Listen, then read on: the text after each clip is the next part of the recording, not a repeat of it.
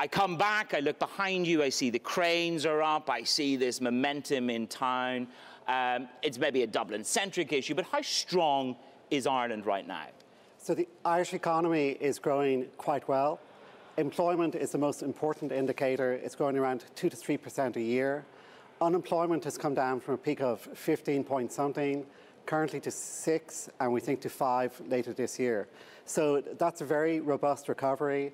10 years since the crisis, the Irish economy is doing quite well, driven mostly by domestic factors, recovery in domestic consumption, now investment, as you see by the cranes. But it's important to say that this is, if you like, a classic recovery from a financial crisis. And we think it's a very solid recovery right now. So we talk about a solid recovery, but there are risks. And you and I did a panel recently, it was on Brexit. I'm trading in the pound. I'm paying my cheque tonight in pounds, effectively. The pound is down. Visitor numbers, I understand, are under pressure. So Brexit's already beginning to manifest itself economically? Sure. When the sterling moves against the euro, for us, that's a big deal, given the extent of trade and tourism, agri-food and so on, between the UK and Ireland. So in a situation where the Irish economy has a very strong domestic engine, we can currently absorb a lot of that at the macro level. For individual sectors, it's a big headache, it's a big problem for those who are on the front line of dealing with the sterling-euro exchange rate. But right now, for the overall economy, there's a lot of other positive factors. So Brexit, if you like, it's definitely a negative. The exchange rate is a headache, but it's not the dominant fact in the Irish economy at the moment. Governor, can I ask you, yesterday we had another governor of the Bank of England. I am not modelling a hard Brexit. Are you modelling at the Bank of Ireland, the Central Bank of Ireland, a hard Brexit? We have to look at every scenario. So if you like, the difference maybe for the Bank of England is they have to make a monetary policy decision.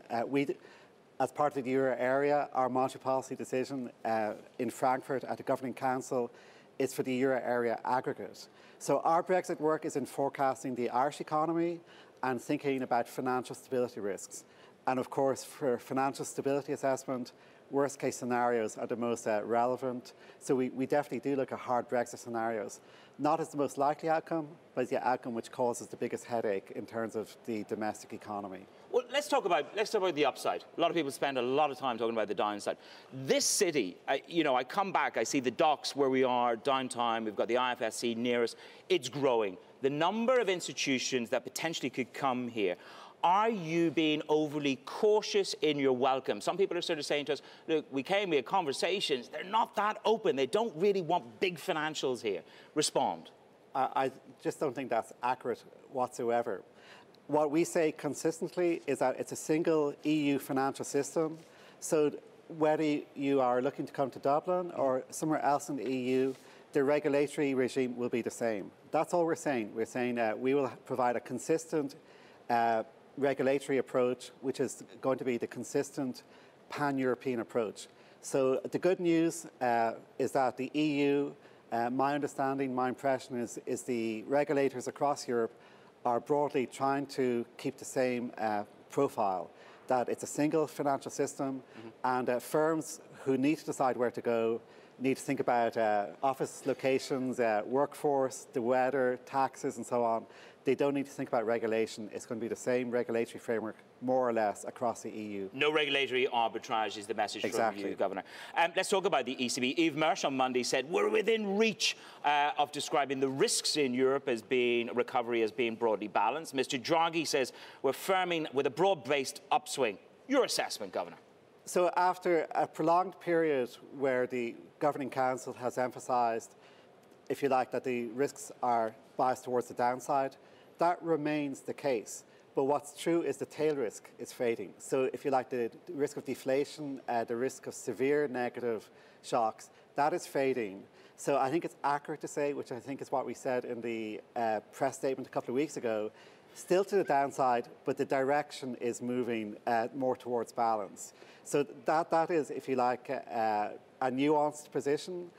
But I think it remains the case, especially for inflation. Inflation is our core objective. And inflation, if you like, around the world, we have this issue about how quickly will inflation recover.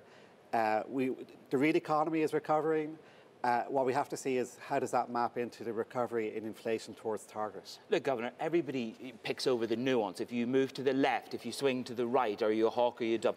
My question to you is, it's about the choreography of what comes next from the European Central Bank for the whole of Europe, whether it's a possibility that the choreography should change. Forward guidance, QE and rates. Do you see any propensity for movement in the choreography at all? So the ECB tries to be extremely helpful to the markets by providing considerable forward guidance. So we've been consistent, and it's important, I think, for the market to hear the consistent message. There's a lot of forward guidance in our monetary statements, and that remains in place. So the market has a lot of forward guidance to live with, but I think it's important that the consistency of that is maintained. The ECB, of course, looks at data all the time. In the coming months, more data will arrive. But based on what we know now, the current forward guidance is in place. Governor, can I ask you about one of your own personal projects, which is you are the head of the task force looking at the potential for sovereign bonds backed by securities for the whole of the euro area. Governor, this must be one of the hardest jobs in Europe at the moment, because I can't see the Germans exactly giving you a hug for this project. This is a technical task force under the European Systemic Risk Board. We're working away. I think we're solving a lot of technical problems. And later in the year, we will come back to the ESRB General Board. You still think there's an appetite for that kind of a move, Governor? I'm not thinking too hard about the politics of it. There's a lot of technical elements to this project. That's our mandate, is to work out the feasibility issues. At some future point, the European authorities will have to take a look about whether, on net, this is something that the European system wants to advocate for. Right now, it's a preliminary step of working out the feasibility, the technical questions that arise.